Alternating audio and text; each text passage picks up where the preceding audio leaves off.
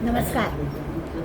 नमितो योगी थोर विरागी तत्वज्ञानी संत, तो सत्कविवर परात्पर गुरु ज्ञानदेव भगवंत. स्मरण तयाचे होता साचे चित्ती हर्षण मावे, म्हणून वाटते पुनः पुन्हा ते पावन चरण नमावे. अनन्य भावे शरण निघावे अहंकार सांडून, झणी टाकावी तयावरून या काया पुरवंडून. आणि पहावे नितांत सुंदर तेजोमय ते रूप, सहज साधनी नित्य रंगुनी भावे मग दत्तूप. ज्ञानेशाला नमिता झाला श्री सद्गुरूला तोष, वरदहस्तमस्तकी ठेवणी देही मज आदेश.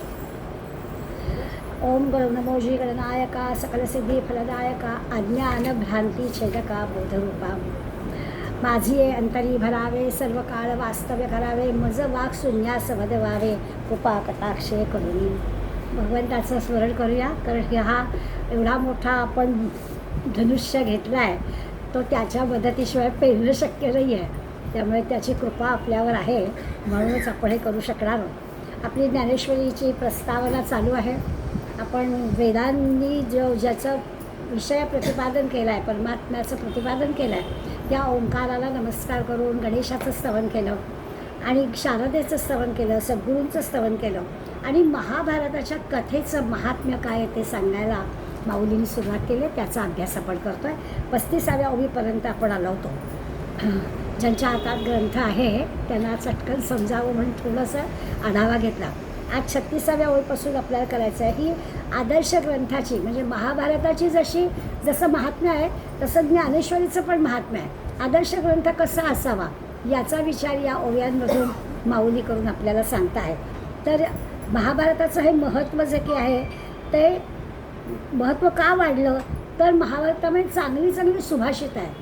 चांगल्या गोष्टी महाभारतात सांगितलेल्या आहेत. चातुर्य कुठे वापरावं, कसं वापरावं, बुद्धी आहे, हुशारी आहे, ती वापरावी कशी, हे सगळं त्याच्यात दिलं आहे. इतकंच काय, आपण मागच्या वेळेस असं पाहिलं की ज्या वृक्ष गोष्टी असतात ना त्याच्यातही रस निर्माण होतो, असं पण या महाभारतात आहे. म्हणून महाभारताचं कौतुक विशेष आहे. आज आता 36व्या ओवीपासून माऊली काय म्हणतात बघूया. 36व्या ओवीमध्ये पहिला शब्द आहे माधुर्य मधुरता. माऊलींचे शब्द लक्षात घ्यायचा. अहो साखरेहून गोड, गुळाहून गोड असं काय असतं का हो? गोड म्हटलं की साखर गुळ ठीक आहे, पण माधुर्य मधुरता, शृंगारी सुरेखता, रूढपणा उचिता दिसे भले. काय काय भलं दिसतं आहे त्या 3 गोष्टी माऊलीने एकाच ओवीमध्ये आपल्याला सांगितले. हे जे गोड आहे, अत्यंत मधुर. महाभारत कथा ही अत्यंत गोड आहे. म्हणजे वाङ्मयामध्ये गोडी असावी. आपण सिनेमाला जातो, छानपैकी बघतो, 3 तासाने आल्यावर त्यातलं कमी जास्त आपल्याला बरोबर कळतं. हे असं जरा नाही बरोबर झालं नाही. इथे तसं नाही. माधुर्य मधुरता, सगळं गोडगोडच आहे. वाईट वृक्ष असतात, सगळ्या वाईट गोष्टीसुद्धा रस निर्माण करणाऱ्या आहेत. त्या गोडपणाला अधिक गोडपण येत आहे, असं गोड आहे. अतिव गोड ज्याला म्हणतात. दुसरं म्हटलं शृंगारी सुरेखता. शृंगार आणि सुरेख आजही या गोष्टीची आपल्याला आवश्यकता आहे. शृंगाराला माऊलीने नाही म्हटलं. शृंगार हवा आहे पण उचित. शृंगार हवा पण उचित हवा. नीतिशास्त्रामध्ये शृंगार कसा असावा याची काही परिमाणं दिलेली आहेत. आज आता गरज आहे या गोष्टीची आपल्याला. म्हणजे शृंगारानं सौंदर्य वाढावं असा शृंगार असायला हवा. आज आपण जे बघतोय त्या शृंगाराच्या नावाखाली काय वाटेल ते असतं, ते माऊलीला बिलकुल मान्य नाही आहे. शृंगाराने सौंदर्य वाढेल, सुरेखता वाढेल असं पाहिजे. आणि दुसरं असं समाजामध्ये मान्यता असणारा शृंगार पाहिजे. आपलं वय, आपल्या वयाला शोभेल अशा प्रकारचा शृंगार आणि सौंदर्य वाढवणारा. कुणी कुठली गोष्ट करावी हे नीतिशास्त्रामध्ये दिलेलं आहे. समाजाला योग्य वाटेल, समाजामध्ये ज्याचं कौतुक होईल अशा प्रकारचं सौंदर्य वाढवणाऱ्या गोष्टी करायला नाही म्हटलं नाही आहे. आपल्या भगवंतानी दागिने एवढे अलंकार घातलेत की ते सौंदर्य वाढवणं हे काही, पण उचित सौंदर्य वाढवणं यासाठी शृंगारी सुरेखता, शृंगारामध्ये सौंदर्य आणणं असं माऊली सांगतात. आता खरं हा तर स्त्रियांचा प्रांत आहे शृंगार आणि सौंदर्य, पण व्यक्तीच्या प्रतिष्ठेला शोभणारा शृंगार असावा असं माऊलींना म्हणायचं आहे. ते आपण लक्षात घेऊया. तिसरा म्हटलं आहे रूढपण उचित. महाभारताचं महत्त्व सांगताना रूढपण उचित सांगतात. म्हणजे उचित आहे तेच महाभारताने सांगितलं आहे. योग्य जे आहे तेच महाभारताने सांगितलं आहे असं त्याला म्हणायचं आहे. मग आपल्याला उचित म्हटलं की योग्य तेच बोलावं, योग्य ठिकाणी बोलावं आणि सांगावं लागतं. आजारी माणसाला म्हणायला गेल्या तर छान होशील बरं असंच म्हणायला लागतं. ते दिसतं आहे आपल्याला धादांत की कठीण आहे, पण तरी कठीण नाही म्हणून चालत. उचित म्हणायचं म्हणजे काय, तर बोलणं उचित, कृती उचित, असं महाभारतात सगळं जे जे उचित दिलं आहे ना ते दिलं आहे. ज्येष्ठांचा उपमर्द करणं हे उचित नाही आहे, तर नाही करता कामा. पटली नाही एखादी गोष्ट, पण मोठा माणूस आहे ना त्याच्यासमोर आपण काय केलं पाहिजे. हल्ली सांगायची वेळ येते, ह्याच्यात बसतात प्रवचनाला, निरूपणाला, कीर्तनाला, मोठा हॉल असतो आणि समोर पाय पसरून, आता काय हे उचित आहे का, ही वेळ आणि सांगाय लोकांना सांगावं लागतं, अहो आपण स्थान घ्या आणि लोकांना त्रास होणार नाही असं बसा. तर माऊली सांगतात महाभारतामध्ये जे जे उचित आहे, आपली कृती, आपलं बोलणं, कुठे काय कसं करावं हे सगळं महाराज दिलेलं आहे. कुणाचंही वर्म काढू नये, कुणाला कमी वाटेल, कुणाला दोष वाटेल असं बोलू नये, कोणाला वाईट वाटेल अशा प्रकारचं आचरण आपलं असू नये. या सगळ्याला रूढपणं उचित म्हणा. काय केलं आहे तर महाभारताने उचित असणाऱ्या गोष्टी रूढ केल्या. प्रत्येक शब्द आपण पाहिला तर महाभारतात काय काय येते आपल्याला कळेल. आणि हे सगळं दिसे भले, हेच सगळं चांगलं दिसतं. उचित असणाऱ्या गोष्टी, योग्य असणारा शृंगार, माधुर्य, मधुरता, हेच सगळं भलं दिसतं असं म्हटलं. पुढली ओवी बघूया. एथ कलाविद पण कळा, पुण्यासी प्रतापू आगळा, म्हणून हे जन्मेजयाचे अवलीळा दोष हरले. अवलीळा शब्द आपण काही वापरत नाही आपल्या, पण अवलीळा म्हणजे लीलया, अगदी सहजपणानं दोष हरले. कुणाचे? जन्मेजयाचे. हा कोण जन्मेजय? तर आपल्याला पांडव माहिती आहेत, म्हणजे अर्जुन माहिती आहे, अर्जुनाचा मुलगा अभिमन्यू माहिती आहे, अभिमन्यूचा मुलगा परीक्षित आणि परीक्षिताचा मुलगा जन्मेजय. पुराणात महाभारतात गोष्ट येते की तो जो परीक्षित राजा होता, म्हणजे जन्मेजयाचे वडील होते, या परीक्षिताला शाप दिला गेला की सर्प चावून मृत्यू, आणि तसं ह्या जन्मेजयाला राग आला की आपल्या वडिलांना असा शाप दिला, आणि म्हणून त्यांनी सर्पसत्र सुरू केलं, सर्पाला मारून टाकायचं. आता कुठली गोष्ट अति झाली की त्याचं नुकसान होतंच, म्हणून मग ते कसं चुकीचं आहे हे त्याला आस्तिक्य नावाचे ऋषी आले आणि त्यांनी समजावून सांगितलं, अरे तो करतोयस ते बरोबर नाही. पण तोपर्यंत पाप करून झालेलं होतं, त्या पापाचं हरणसुद्धा, दोष हरले, त्याचे पापसुद्धा, त्यांनी केलेलं जे काही पाप होतं ते सुद्धा हरलं, असं त्या जन्मेजयाच्या कथेमध्ये आपल्याला भाग वाचायला मिळतं. आता त्या जन्मेजयाने आस्तिक्यपूजा ऐकलं, मग वैशंपायने त्याला भागवत सांगितलं आणि त्या कथेमुळे त्याचा पापहरण झालं. पण एक कलाविद पण कला म्हणजे काय, तर सगळ्या कलांना सुद्धा कुशलता प्राप्त होते, कौशल्य प्राप्त होतं. हल्ली म्हणतो स्किल्ड लेबर पाहिजे, तर तसं कला असते पण त्याच्यामध्ये कौशल्य असलं पाहिजे. तर व्यवहारात तर काय आपल्याला माहिती आहे की आम्ही सगळेच जण वड्या लाडू करतो, पण ढोकळा करावा तर वंदनाताईनीच असं वरती म्हणतो. याचा अर्थ काय, याचा अर्थ ते कौशल्य प्राप्त झालेलं असतं, ते करतात सगळे, पण कलेमध्ये कुशलता. माऊली म्हणतात महाभारतामध्ये कथा आहेत, त्या कथांमध्ये कुशलता आहे. पुण्यासू प्रत्ययू पाहावा, प्रतापू पाहावा, पुण्याला सामर्थ्य लाभलं, म्हणजे पुण्याच्याच गोष्टी, पण त्या पुण्याला सुद्धा आपण केलेल्या चांगल्या गोष्टींना सामर्थ्य लाभेल. आता व्यवहारातली गोष्ट एवढ्यासाठी सांगायची की अर्थ आपल्याला पटकन कळावा, पण महाभारतामध्ये असे प्रसंग निर्माण केले गेले आहेत, असं प्रसंगाचं वर्णन केलेलं आहे की त्या वर्णनामध्ये सगळं, म्हणजे महाभारतावरून सगळ्या प्रकारचं कौशल्य सांगण्याची कलाच. महाभारतातल्या कथा सांगण्याची कला अशी आहे की त्या कुशलतेमुळे ती कथा श्रोत्यांपर्यंत लगेच पोचते, त्यातलं जे वर्म आहे ते बरोबर आपल्याला कळतं. अशा प्रकारचा ग्रंथ अभ्यासणं हा पुण्यसंचय आहे. आपल्याला असं भाग्य लाभलं. आपण सुरुवातीला पाहिलं आहे की महाभारताचं महत्त्व माऊली सांगताय, पण माऊलींच्या ज्ञानेश्वरीचं पण महत्त्वाचं हेच आहे, हीच सगळी कारणं ज्ञानेश्वरीला पण लागू आहे. त्यामुळे ज्ञानेश्वरी ऐकण्याचं, ज्ञानेश्वरी वाचण्याचं, ज्ञानेश्वरी अभ्यास करण्याची इच्छा आपल्याला झाली तर आपला काहीतरी पुण्यसंचय आहे, म्हणून आपल्याला इच्छा झालेली आहे. आणि ते पुण्य कसं, तर ते पुण्य वाढवणार आहे. प्रताप, पुण्यासी प्रतापू आगळा, पुण्याला सामर्थ्य प्राप्त होणार आहे. आणि म्हणून उदाहरण म्हणून दिलं जन्मेजयाचं, लीलया त्याला शापमुक्तता मिळाली, सहज त्याचे दोष हरण झाले, कारण त्यांनी भागवत कथेचं श्रवण केलं. आता हा महाभारत ग्रंथ काय किंवा ज्ञानेश्वरी ग्रंथ काय, दोन्ही एवढे आदर्श आहेत असं आपण सांगतो आहोत. तर माऊलींनीच असं म्हटलेलं आहे की इथे ना शब्दश्री आहे, म्हणजे शब्द संपत्ती आहे. इतके शब्द आहेत, म्हणजे त्या योग्य जागी योग्य तो शब्द माऊलींना बरोबर सुचतो आहे, आणि त्या म्हणतात महाभारतामध्ये योग्य जागी योग्य शब्द आहे. खरं तर आपण माऊलींच्या बाबतीत म्हणतो, पण त्या महाभारताबद्दल म्हणत आहेत की खुबीनं शब्दांचा वापर केला आहे, बरोबर त्या ठिकाणी तोच शब्द, म्हणजे त्याच्या समानार्थाचा शब्द दुसरा तिथे घातला तर नाही बरोबर वाटत, तोच शब्द पाहिजे असं होतं. अशी थोडं. आणि मग ते प्रभावित करणारं होतं ना वाचणाऱ्याला, ऐकणाऱ्याला. त्या शब्दांची अगदी योग्य पद्धतीने निवड केली गेली असली तर स्वाभाविकच ते ऐकणं किंवा ते सांगणं, ते वाचणं हे प्रभावी होणार होतं. म्हणून त्यांनी आपल्याला म्हटलं आहे. आता याचा विचार पुढल्या ओव्यापासून माऊली करत आहेत. आणि पाहता नावेक रंगी सुरंगतेची आगळीक, गुणा सगुणपणाचे बीक बहुवसैक. बहुवस म्हणजे पुष्कळ. पुष्कळ आहे. काय पुष्कळ आहे? सगुणपणाचं बीक म्हणजे सामर्थ्य पुष्कळ आहे. कशामध्ये? अगदी नावेक क्षणभर पाहिलं तरी. नेहमी मी उदाहरण सांगा, अत्तराची सगळी कुपी आपल्याला उलटी करावी लागत नाही, एवढंच पुरतं. आणि तरीसुद्धा खूप वेळ आपल्याला त्याचा सुगंध मिळतो.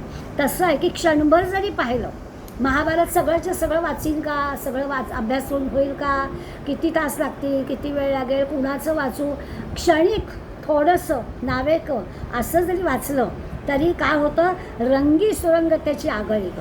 सगळ्या रसांना, वाङ्मयातले जे सगळे रस आहे त्या सगळ्या रसांना विशेष सौंदर्य प्राप्त, विशेष सुरेखपण प्राप्त होतं. म्हणजे त्या कथेला इतकं सौंदर्य प्राप्त होतं, त्याला भरतं येतं. माऊली शब्द गुणा सगुणपणाचे बीक, त्या कथेच्या गुणांना सामर्थ्य येतं. तितकं सामर्थ्य येतं की ते असं सुरेख वाटतं. कथेमुळे सगळ्या रसांना सौंदर्य मिळतं. कथा आहे त्यामुळे सगळे वाङ्मय निरस त्याच्यामध्ये आहेत. जसं वीर आहे तसा शृंगार पण आहे, प्रेम पण आहे. सगळ्या 9च्या 9 रसांचा वापर कथेमध्ये केलेला आहे. आणि त्यामुळे त्या सगळ्या रसांमुळे तिला एक विशेष सौंदर्य, विशेष सुरेखपण प्राप्त झालं आहे. कसं झालं आहे तर लगेच दृष्टांत. काय सौंदर्य प्राप्त झालं म्हणजे कसं? भानूचे तेजे ढवळले, जैसे त्रैलोक्य दिसे उजळले, तैसे व्यासमती कवळीले मिरवे विश्व. पहिल्या आवडीमध्ये उदाहरण दिलं की सूर्य उदयाला आला की काय होतं? सगळीकडे त्रैलोक्यामध्ये तर प्रकाशित होतं. छान प्रभातकाळी प्रसन्न वाटतं, सगळीकडे उजेड पडतो, प्रकाश पडतो. अगदी तसं व्यासांच्या बुद्धीतून ही जेव्हा महाभारताची कथा येते तेव्हा सगळीकडे प्रकाशयुक्त होऊन जातं. सूर्य जसा आल्यावर सगळीकडे प्रकाश होतो, तसं ही कथा व्यासांच्या बुद्धीतून येते आणि त्यामुळे सगळीकडे प्रकाश पडतो, ज्ञानाचा प्रकाश पडतो असं ते सांगतात. आणखीन एक उदाहरण देतात. का सुक्षेत्री बीज घातले, ते आपुलिया परी विस्तारले, तैसे भारती सुर वाढले अर्थजात. अर्थजात म्हणजे त्या खूप मोठा अर्थ, खूप खोलवर गेलेला अर्थ, नुसता असा अंदाज नाही, अगदी खूप प्रकारांनी या प्रकारांनी सांगितलेला अर्थ. काय झालं तर सुक्षेत्री म्हणजे चांगलं शेत आहे, अगदी सुपीक जमीन आहे, सगळं छान केलेलं आहे आणि त्याच्यात चांगलं बीज घातलेलं आहे. तर सुक्षेत्री बीज घातले, स्वाभाविकच पीक चांगलं येणारच, भरघोसं पीक येणार. जमीन चांगली आहे, बी चांगलं आहे, त्यामुळे ते आपुल्यावरही विस्तार आले. आपण त्या पिकाचा विस्तार झाला आहे. एक दाणा पेरावा आणि 1000 दाणे उगवावे, तसं बीज पेरलं आणि सहजच त्याचा विस्तार झाला, उत्तम पीक आलं. तसं या महाभारत कथेचं आहे. सगळेच विषय असे शोभिवंत आहे की खूप खूप मोठा अर्थ त्या महाभारताच्या कथेमधून आपल्याला मिळतो. म्हणून ती महाभारत कथा आहे. तर आपल्याला लक्षात आलं, चांगल्या शेतीचं उदाहरण दिलं, सूर्याचं उदाहरण दिलं. या सगळ्या 38, 39, 40 या 3 ओव्यांमध्ये उदाहरणं देऊन माऊलींनी स्वाभाविकच असं आपल्याला प्रतीत करून दाखवलं आहे की तुम्ही अनुभव घ्या. मी सांगतोच आहे, पण तुम्ही अनुभव घ्या की काय होतं की हे सगळं जे काही आहे, जग हे विश्व अनंत आहे, बरोबर आहे, जीवन आपलं अनंत आहे. पण या अनंताला असं गवसणी घालायचं काम या महाभारत ग्रंथाने केलं आहे. त्या अनंताला अशा रूपात आपल्या समोर आणलं आहे की ते आपल्याला सगळं निरनिराळं माणसांचे स्वभाव कसे असतात, नमुने कसे असतात, ते सगळं महाभारतात आहे. आणि ते सगळं असं इतकं रसयुक्त, इतकं सौंदर्य नटवलेलं आपल्यासमोर मांडलं आहे की आपल्याला ते अधिक रुचकर लागणारच, छान. आणि हे सगळं व्यासांच्या बुद्धीमुळे झालेलं आहे असं पुन्हा पुन्हा माऊली सांगणार आहे. आणखी आता गंमत उदाहरण देत आहेत, ते सगळ्यांना कळणार आहे. आपल्याकडे असं होतं ना, तुमचं ठीक आहे, हो तुम्ही मराठीत MA केलं आहेत ना म्हणून तुम्हाला, असं काही नाही आहे. मराठीत MA करायला लागत नाही. वारकरी आपण बघतो बिचारे शाळेत पण शिकलेले नसतात, अक्षर ओळखसुद्धा नसते, शाळेत पण गेलेले नसतात. पण ज्ञानेश्वरी त्यांची कशी असते, त्या एकेका शब्दातून त्यांच्या मनातून माऊलींबद्दलचं प्रेम, पांडुरंगाबद्दलचं प्रेम कसं व्यक्त होतं ते प्रत्यक्ष वारीत गेलेले पाहतात मंडळी. त्या शिक्षणाचा, लौकिक शिक्षणाचा आणि याचा काहीही संबंध नाही आहे, याचा पण विचार माऊलींनी पुढल्या ओळीत केला आहे. माऊली म्हणतात, ना तरी नगरांतरी वसिजे, तरी नागराची होईजे. शहरात राहा नाही तर खेड्यात राहा. मी आपलं त्या शहरात आणि खेड्यातला अर्थ असा लावला, खूप शिकलेले असा नाही तर बिचारे अशिक्षित असा.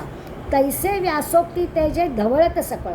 पण व्यासांची बुद्धीच अशी, व्यासांचे शब्दच असे आपल्यासमोर येतात की धवळत सकळ, म्हणजे सगळं कसं छान स्वच्छ शुभ्र उत्तमच दिसतं. त्यांच्या बुद्धीच्या तेजातून आलेलं आहे ते सगळ्यांना आनंद देणार आहे. त्याच्यासाठी काही डिग्र्या मागे असण्याची काहीच आवश्यकता नाही असा त्याचा अर्थ आहे. त्या माऊली म्हणतात, नगरात राहा, शहरात राहा, खेड्यात राहा, कुठेही असा तरी देखील म्हणजे असं आहे की नाही म्हटलं तरी खेड्यातल्या जीवनापेक्षा शहरातलं जीवन बहुतेकदृष्ट्या अधिक चांगलं असतं. अनेक सुविधा आपल्याला उपलब्ध असतात, त्यामुळे स्वाभाविकच आहे. पण कुठलेही असा दोन्हीकडल्या माणसांना दोघांचं जीवन अतिशय आनंदात जाण्यासाठी या महाभारत कथेचा आपल्याला उपयोग होतो. कारण व्यासांच्या बुद्धीतून सुंदर शब्दांमध्ये ती कथा आपल्यापर्यंत आलेली आहे. इतकं प्रभावीपणे व्यास सांगतायत की आपोआपच कुठलाही माणूस असो त्याला त्याच्या आनंदाला भरता येतो.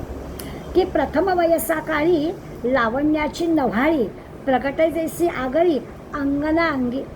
फार सुंदर उदाहरण देतात, इतका सुंदर दृष्टांत दिला आहे. काय म्हणतात ते की सुंदर मुलगी आहे, माऊलीचं आहे तर सुंदर मुलगी आहे, असेल 8-9 वर्षाची लहानशी, तिच्यामध्ये सगळं सौंदर्य सुप्त आहे. माऊलींची कल्पना अशी, लहान मुलगी 8-9 वर्षाची, तिच्याचं सौंदर्य अजून ते असं प्रगट व्हायचं आहे, पण सगळं सौंदर्य तिच्यामध्ये साठवलेलं आहे. आता काय होईल, ते जेव्हा व्यक्त होईल तेव्हा सगळं जग भुलवून जाईल, तिच्या सौंदर्यावर भाळून जाईल. आत्ता ते सुप्त अवस्थेत आहे, पण योग्य वेळेला ते सौंदर्य जेव्हा प्रगट होईल तेव्हा सगळेजण स्वाभाविकच सगळं जग हे भुललं जाईल तिच्या त्या सौंदर्यावर. आता ही साधी गोष्ट म्हणजे आपण तर म्हणतोच की तरुण 16 वर्षाची मुलगी छानच दिसते. म्हणजे आपल्या मराठीत जरा वाईट वाढ आहे, खरं आठवण झाली म्हणून सांगते, खरं चुकीची आहे. 16व्या वर्षी गाडीवेट पण चांगली दिसते. तर ते जाऊ दे. मुद्दा काय तर माऊली वर्णन करतात सुप्त अवस्थेत असणारं सौंदर्य आहे, पण ते सुप्त असणारं सौंदर्य योग्य वेळा जेव्हा प्रगट होतं त्यावेळेला तसं पण व्यासच धरणार आहे की महाभारत कथाच, पण ती व्यासांच्या बुद्धीतून जेव्हा व्यक्त होते तेव्हा तिचं सौंदर्य खुलतं आणि सगळं जग भाळतं त्या कथेवर, अगदी भुलवून जातं. आपल्या संस्कृतीमधल्या ज्या अशा सुप्त गोष्टी आहेत त्या सगळ्या सुप्त किंवा आपल्या ज्या कल्पना आहेत, अव्यक्त गोष्टी आहेत, त्या सगळ्या गोष्टी व्यक्त करण्याचं सामर्थ्य व्यासांच्या बुद्धीमध्ये आहे. कसं वागावं, काय आचरण करावं, काय प्रथा आपल्याकडे आहेत, का आहेत, या सगळ्याचं उत्तर आपल्याला त्या कथांच्यामधून मिळतं आणि ते अगदी सगळ्याला पटेल अशा पद्धतीनं व्यास सांगतात. म्हणून ते म्हणतात की हे सामर्थ्य व्यासांच्या बुद्धीमध्ये आहे आणि मग आपल्या सगळ्या कल्पना, आपल्या सगळ्या रूढी परंपरा आपल्याला त्या कथेतून मिळतात. परत दृष्टांत, ना तरी उद्यानी माधवी घडे, तेथ वनशोभेची खाणी उघडे, आदिला पासोनी अपाडे जिया परी. ह्या महाभारतामध्ये इतकी सुविचारांची, सुभाषितांची खाण आहे. तर ते म्हणतात उद्यानी माधवी पडे. माधवी म्हणजे वसंत ऋतू, आधीच उद्यान म्हणजे बाग आणि त्यामध्ये वसंत ऋतू. वसंत ऋतूमध्ये छानपैकी पालवी फुटणार, मस्त झाडाला फुलं फळं येणार, सगळीकडे कसं अगदी हिरवं गार सगळं होणार असं आपल्याला माहितीच आहे. त्यात पुन्हा उद्यान आहे म्हणजे त्याच्याकडे निगा बघणारं, लक्ष देणारं कोणीतरी आहे.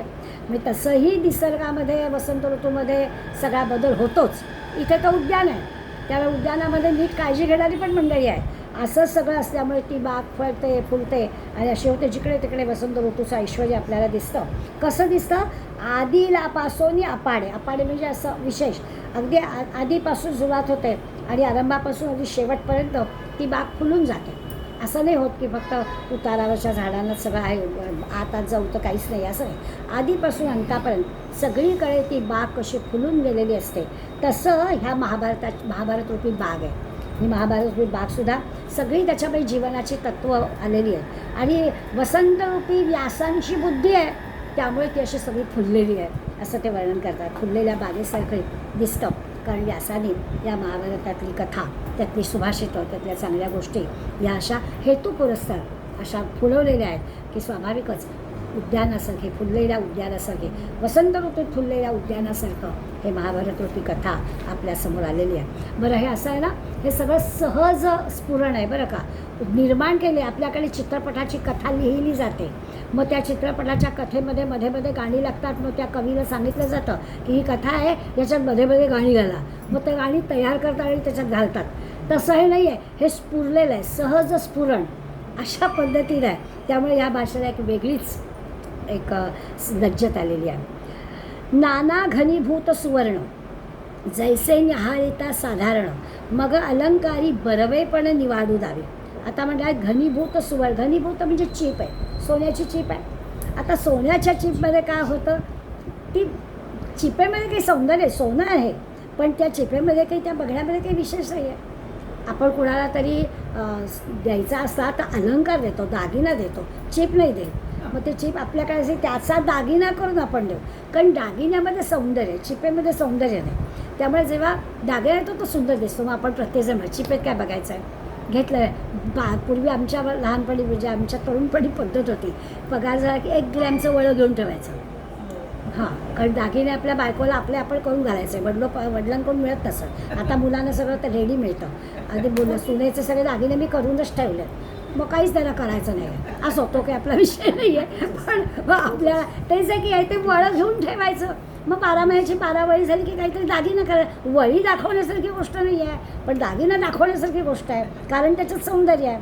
त्यामुळे माऊली आपल्याला सांगतात की जीवनातलं जे आपलं ज्ञान आहे, आपण ज्या जीवनाबद्दल बोलतो आहोत, ते सगळं सोन्याच्या चिपेसारखं आहे. म्हणजे सुखदुःखाने भरलेलंच आहे. ते काय दाखवायचं आहे, ते काय सांगायचं आहे, ते असतंच. व्यासांच्या मुखातून ते जेव्हा येतं तेव्हा त्याला सौंदर्य प्राप्त होतं.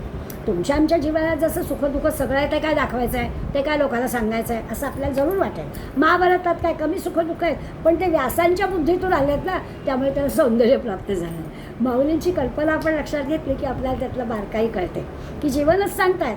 महाभारताचं जीवनच सांगितलं आहे, पण ते व्यासांच्या बुद्धीतून आलं आहे आणि त्यामुळे ते कसं सौंदर्याने आलं आहे. मग ते काही जीवनातलं सुखदुःख त्या सोन्याच्या चिपेसारखं राहिलं नाही आहे, अलंकारासारखं झालं आहे असं ते म्हणतात. तैसे व्यासोक्ती अलंकारिले आवडे हे बरवे पण पातले ते जाणवनी काय आश्रयिले इतिहासे. आता म्हणतात ह्या व्यासांच्या प्रतिमेचा स्पर्श झालेला आहे आणि म्हणून ती कथा कशी आहे, व्यासोक्ती अलंकारिले, व्यासांनी व्यक्त केलेलं आहे. मगाशी आपण अलंकार पाहिले. आता म्हणतात त्याला बरवे पण पातले, अत्यंत सौंदर्य प्राप्त झालं आहे, बरवं झालं आहे, छान झालं आहे, पवित्र पण आलेलं आहे. आणि हे सगळं जाणून काय झालं, इतिहासाचीच गोष्ट सांगितली ना, महाभारत घडून गेलेलीच गोष्ट ते आपल्याला सांगतायत ना. त्यामुळे इतिहास आपणहूनच महाभारताचा आश्रय त्यांनी घेतला. म्हणजे महाभारतामध्ये इतिहास आला, इतिहास नाही तर इतिहास कोण, इतिहासाच्या पुस्तकांच्यामध्ये वृक्षता येते. इतिहासात सगळ्यांना आवडीचा विषय असतो, हे लिमिटेड लोक असतात. सगळ्यांना इतिहास घडून गेलेली गोष्ट सांगितली असते. इथे घडलेलीच गोष्ट आहे, पण ती महाभारतातून सांगितली आहे, व्यासांच्या बुद्धीतून आली आहे. त्यामुळे त्या आश्रयाने सुद्धा तो इतिहास मिळाला. मी या महाभारत कथेच्या आश्रयाने तुमच्यासमोर आला आहे, नाही तर माझ्याकडे कोण बघणार. त्यामुळे इतिहाससुद्धा महाभारताच्या कथेतून आला, ही महत्त्वाची गोष्ट आहे. पुराणामध्ये इतिहास आहे, पुराणामध्ये विविध कल्पना आहेत, पण पुराण काय, इतिहास काय, यांनी महाभारताचा आश्रय घेतला. कल्पनांनी काय, सगळ्या महाभारताचा आश्रय घेतला. माऊली म्हणतात सगळं पुराण इतिहाससुद्धा महाभारतातून आपल्यापर्यंत येतं. ज्या कथा घेतलेल्या आहेत, आपल्याला बघा कुणाही मोठ्या पुरुषाचा आपण चरित्र वाचतो आणि त्याचं बालपण पाहतो, तेव्हा त्याच्यात कॉमन गोष्ट लिहिलेली असते की लहानपणी त्याच्या आईवडिलांनी किंवा आजी आजोबांनी रामायण महाभारतातल्या कथा सांगितल्या. पुराण सांगितलं असं नाही लिहिलेलं, इतिहास शिकवला असं नाही लिहिलेलं, पण रामायण महाभारतातल्या कथा सांगितल्या असं लिहिलेलं आहे. याचा अर्थच तो आहे की तेच सगळं, तोच इतिहास, त्याच सगळ्या गोष्टी, पुराणातल्याच कथा. पुराण कधीच जुन्या झालेल्या नाहीत असं ते पुराण असतं. त्या इतिहासातल्या पुराणातल्या गोष्टी महाभारताच्या माध्यमातून, महाभारताच्या आश्रयाने आपल्यापर्यंत आल्या. म्हणून माऊली म्हणतात त्या पुराणाला असं वाटलं की आपल्याला जर सौंदर्य प्राप्त व्हायला हवं असेल तर आपण आपलं महाभारतात शिरूया, म्हणजे मग आपल्याकडे लोक बघतील. अशा अर्थाने व्यासांच्या महाभारतात त्या शिरल्या. नाना पुरतीये प्रतिष्ठे लागे सानिव धरुनी अंगी पुराणे आख्यान रूपे जगी भारत आली. भारता शब्द म्हणजे महाभारत बरं का. तर महाभारतात आली. कशी आली, पुरतीये प्रतिष्ठे लागी सानिव धरुनी अंगी. सानिव म्हणजे नम्रता. अहो तू कुणाच्या तरी आश्रयाला जायचं आहे तर आपल्याला नम्रता घ्यावी लागते ना. तर इतिहास आणि पुराणं महाभारताच्या आश्रयाला आली तर आपल्याकडे नम्रता घेतली. आपली धनश्री आहे ना, आपली धनश्री नेहमी माऊलींच्या किंवा ज्ञानेश्वरीबद्दल बोलताना नेहमी म्हणते की अहो शब्द ना माऊलींच्या समोर असे रांग करून उभे होते, अहो मला घ्या ना, अहो मला घ्या ना, माझा वापर करा ना, शब्द त्याला म्हणत आहे. तसं इथे आहे की ह्या इतिहास काय, पुराण काय, ह्या महाभारतामध्ये आपल्याला घ्यावं व्यासाने, म्हणून जणू काही सांगता आपल्याकडे अंगी नम्रता घेतली. आम्हाला घ्या ना, आमचा पण काहीतरी विचार करा, असं जणू काही व्यासाला म्हणत आहेत आणि महाभारत कथेमध्ये आपलं आख्यान यावं असं ते म्हटलं आहे. ह्या महाभारत कथेमध्ये असं इतिहासाच्या पुढे नम्रता धरून असं आलेलं आहे. म्हणजे खरं तर युद्धाचाच इतिहास. महाभारत म्हणजे काय आहे? कौरव पांडवांच्या युद्धाचा इतिहास. पण युद्धाच्या इतिहासाला जय असं म्हटलेलं आहे. या जयचंच भारत झालं, त्या भारताचंच महाभारत झालं आहे. 1,00,000 श्लोक आहे आणि एवढे सगळे 1,00,000 श्लोक. याचं कारण असं की निरनिराळ्या लोकांनी त्याच्यात भर घातलेली आहे. आता मुळात किती होतं वगैरे याच्यात काही शिरायचं कारण नाही, पण पुराणामध्ये खूप आख्यान आहे आणि ती सगळी आख्यानं, तो सगळा इतिहास महाभारतामध्ये आलेला आहे. त्यामुळे ती एवढी मोठी आणि महाभारताला एवढी प्रतिष्ठा लाभली याचं कारण पण हे सगळं त्याच्यामध्ये आलेलं आहे. म्हणून त्याला महाभारताला पण प्रतिष्ठा मिळाली. म्हणून महाभारती जे नाही ते नोहेची लोकी तीही. कुठेच नाही, तिन्ही लोकांमध्ये काहीच नाही जे महाभारतात नाही आहे. महाभारतामध्ये प्रत्येकच गोष्ट आहे. येणे कारणे म्हणी पायी व्यासोश्रेष्ठम जगत्त्रय. हे तर आपल्याला लहानपणापासून माहिती आहे की व्यासांचं उच्छिष्ट आहे. कुणीही काही कल्पना करा, कुणीही काही लिहा, तरी देखील ते व्यासांनी आधी त्याचा विचार महाभारतात केलेलाच आहे. नवीन नाहीच, कुठली नवीन कल्पना नाही, नवीन कथानक नाही, नवीन काही नाही. त्याचं मूळ आपल्याला महाभारतात मिळतं असं सांगतायत. म्हणून महाभारतात जे नाही ते त्रैलोक्यात कुठेच नाही. या अशा ज्या कथा आहेत, म्हणजे कुठलीही कथा, एखादी कादंबरी आली, एखादी कथा आली किंवा सिनेमाची एखादा आला, तरी त्याचं कुठेतरी आपल्याला मूळ महाभारतात मिळतं. किंवा निरनिराळ्या माणसांच्या स्वभाव दर्शन असं जरी आपण विचार केला तरी त्या स्वभावाचं दर्शन ज्या व्यक्ती बनवतात ती महाभारतात मिळते. अशा प्रकारच्या गोष्टी त्याच्यात आहेत. म्हणून व्यासांचं उच्छिष्ट असं म्हटलं जातं. ऐसे जगी सुरस कथा जे जन्मभूमी परमार्था मुनी सांगे नृपनाथा जन्मे जया. आणि एवढं सगळं त्या महाभारताचं वर्णन करून ते म्हणतात इतकी सुरस, इतकी नवरसाने, इतकी सौंदर्य अलंकाराने भरलेली अशी जी रसाळ कथा आहे ती परमार्थाची जन्मभूमी आहे. म्हणजे एवढं सगळं सांगताना असं वाटलं की अरे काय, एखादं छानपैकी नाटक चांगलं असावा, सिनेमा चांगला 3 तासाची 30 तास असावा वगैरे वगैरे असेल, इतकं सगळं सौंदर्य आहे म्हटल्यावर. तर तसं नाही, हे सगळं जरी असलं तरी त्याचं परमार्थाची जन्मभूमी, परमार्थ त्या ठिकाणी आपल्याला बघायला मिळणार आहे. महाभारत कथेच्या माध्यमातून परमार्थ माऊली आपल्याला सांगणार आहे आणि व्यासांनी पण आपल्याला तसाच सांगितलेला आहे. वैशंपायन मुनीने जनमेजयाला ही कथा सांगितली. जसं मग अशी म्हटलं की त्याचं महापाप निघून गेलं. अशा पद्धतीनं त्या महाभारत कथेमध्ये परमार्थाची जन्मस्थान आहे हे आपल्या लक्षात येईल. नुसतं आपलं सौंदर्य वाढवणारं, कथा असणारं, व्यासांनी सगळ्या कल्पना आपल्यासमोर मांडलेत, मनुष्य स्वभाव मांडलेत, हे सगळं आहे. पण त्याच्याबरोबर परमार्थाचं जन्मस्थानसुद्धा महाभारत आहे हे आपण लक्षात घ्यायचं. जे अद्वितीय उत्तम पवित्रैक निरुपम परम मंगलधाम अवधारिजो. ते हे कसं आहे? उत्तम तर आहेच, अद्वितीय, याच्यासारखं दुसरं नाही. असं उत्तम आणि अद्वितीय आहे, श्रेष्ठ आहे. त्यातून असं पवित्र करणारी अत्यंत अनुपम अशी कथा हे मुक्तीचं, मोक्षाचं माहेरघर आहे. परमार्थाचं उगमस्थान आहे, परमार्थाचं जन्मस्थान आहे आणि नेणारे कुठे मुक्तीपर्यंत घेऊन जाणार आहे. त्या मुक्तीचं माहेरघर पडते. जे अद्वितीय उत्तम पवित्र एक निरुपम. अद्वितीय, उत्तम, पवित्र आणि निरुपम 4 विशेषण वापरली या कथेला. आणि वरती म्हटलं परम मंगल धाम अवधारिजो. इतकं मंगल आहे, पवित्र आहे की ते अगदी सुरुवात केल्यापासून ते मुक्तीपर्यंत आपल्याला घेऊन जाणारच आहे असं होईल. मोक्षाचं माहेरघर आहे, परमार्थाचं उगमस्थान आहे.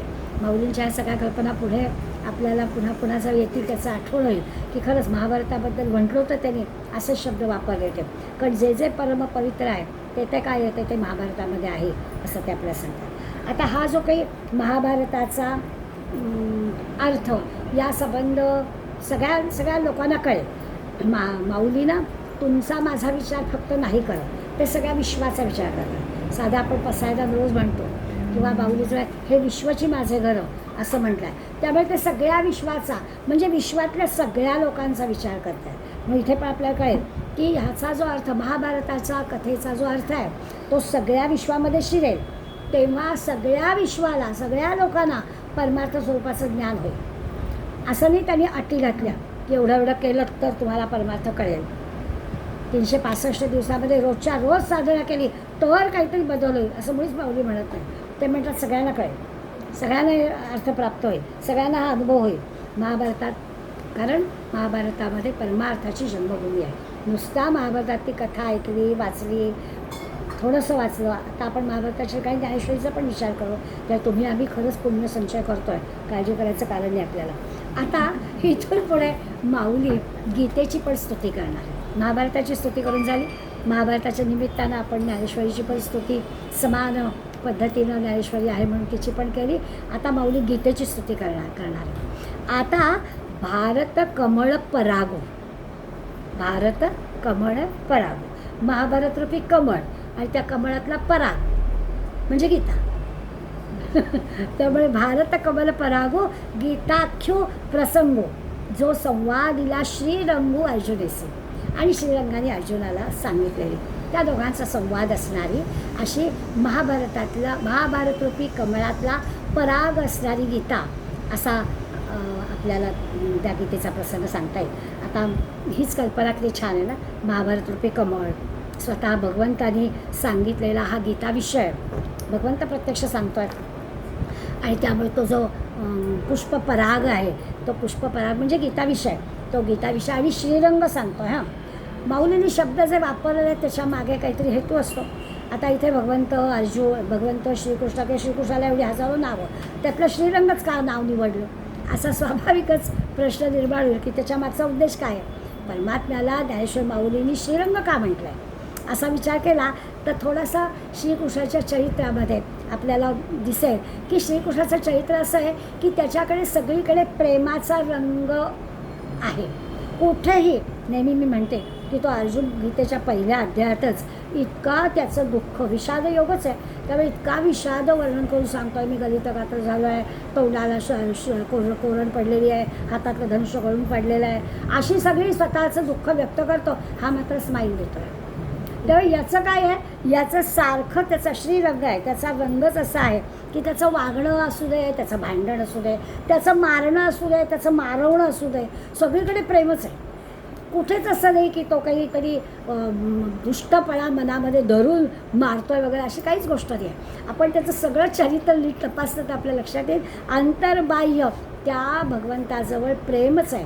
म्हणून त्यांनी श्रीरंग शब्द वापरला आहे. त्या भीष्माचार्यांचं अर्जुनाशी युद्ध झालं म्हणजे महाभारतात नंतर कथेमध्ये आपल्याला येईल की काय घडलं. तर आता समोर शत्रू पक्षामध्ये आपले भीष्माचार्य आहेत, नव्हतंच अर्जुनाला आहे खरं मान्य, पण आता नाईलाजच आहे. आता व्यक्ती बघायचीच नाही, आता व्यक्तीच्या ठिकाणी शत्रूच बघायचा आहे. आणि मग अर्जुनाला भीष्माचार्यावर बाण सोडणं भाग होतं, पण अर्जुनाच्याने होईना, बाण सुटेना. किती झालं तरी आजोबा आहेत समोर, कसं काय करणार. असं जेव्हा झालं अर्जुन नामोहरम व्हायला लागला की त्याच्यात बाण हातातून जाईच ना, त्यावेळेला हे श्रीकृष्णाच्या लक्षात आलं आणि त्याची जी काही चलबिचल चालली आहे तो भीष्माचार्यांना पुढे नमतो आहे, त्याला जमत नाही आहे.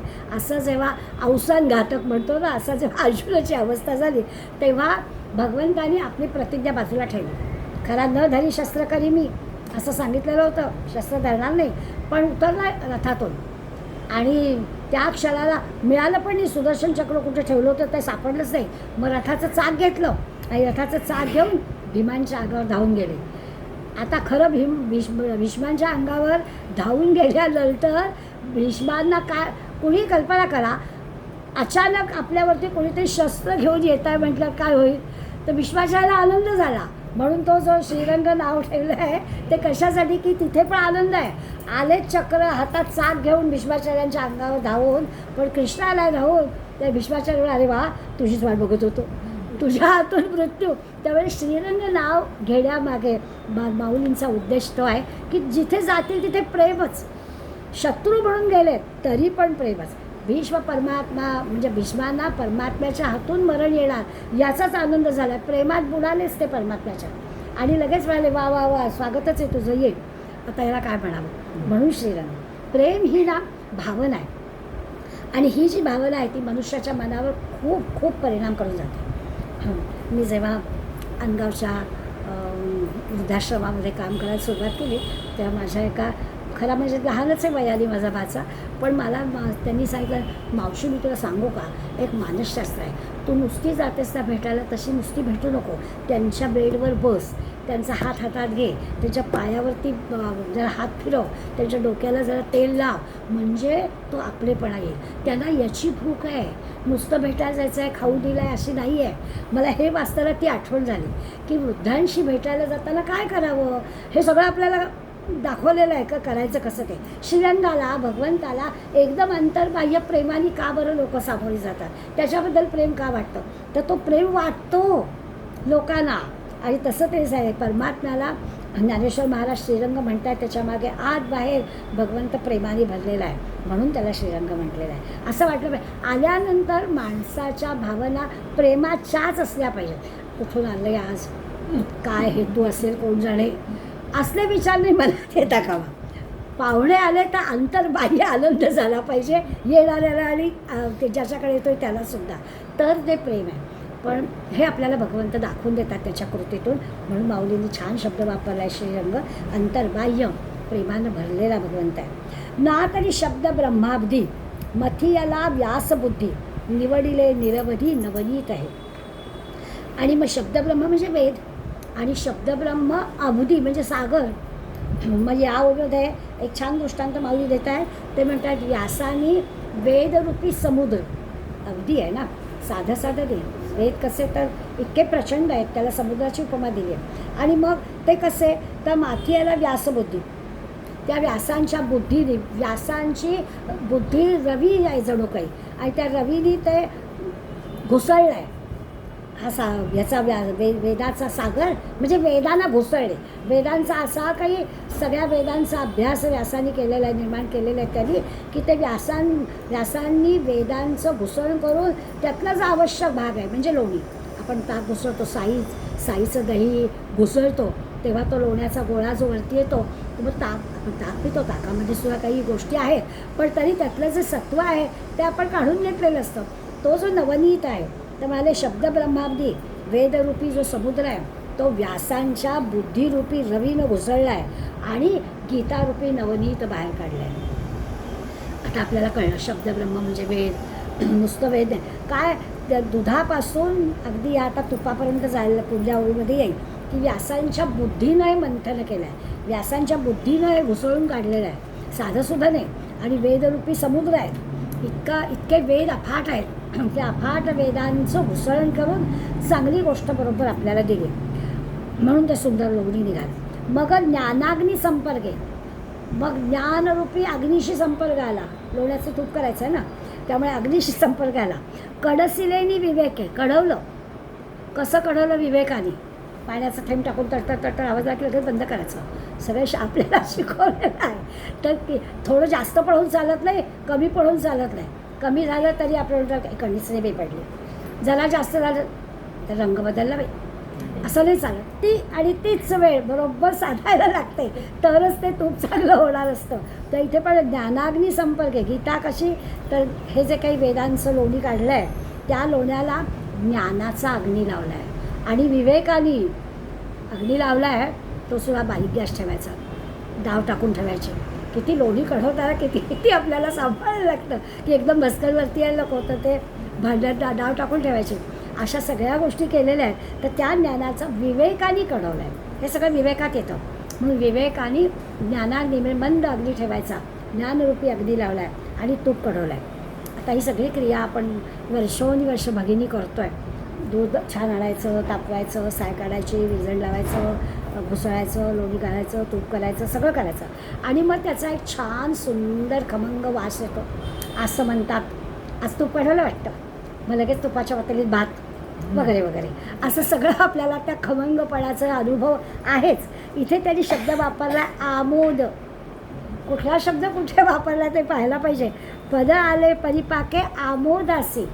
हा जो आमोद आहे, हा आमोद म्हणजे सुगंध आहे बरोबर, पण त्या आमोदाला वेगळा एक अर्थ आहे, सगळ्या बाजूनी आनंद देणारा सुगंध. हा जो वेदरूपी याचा दुधाचं तूप झालेलं आहे, हे तूप आवडणार नाही असं कोणीच नाही आहे. अहो, आमच्याकडे महाभाग असतात, आपल्याकडे तुपाचा पण वास न आवडणारे इथे तसं नाही, इथे आमोद सगळ्यांना आनंद देणार आहे. म्हणजे नुसता सुवास, नुसता सुगंध नाही. सुवास सुगंध असतो ना, तो नाकापुरता मर्यादित असतो. हा जो आमोद आहे हा अंतर्बाह्य सगळ्यांना आनंद देणार आहे. सुगंध फक्त नाकाने घेता येईल. आनंद आपल्याला सर्व ज्ञानेंद्रिय कर्मेंद्रिय सगळ्यांनी घेता येईल. आनंद पायाला पण होतो, कारण नाचायला लागतो आपण. त्यामुळे आमोद शब्द हा खूप वेगळ्या पद्धतीने वापरला आहे माऊलीने, की खरंच आहे. पद आहे परिपाक, कढवल्यावर जे घडतं ते हा आमोद आहे. नुसता सुगंध नाही, नुसता सुवास नाही, आमोद अंतर्बाह्य आनंद झालेला आहे.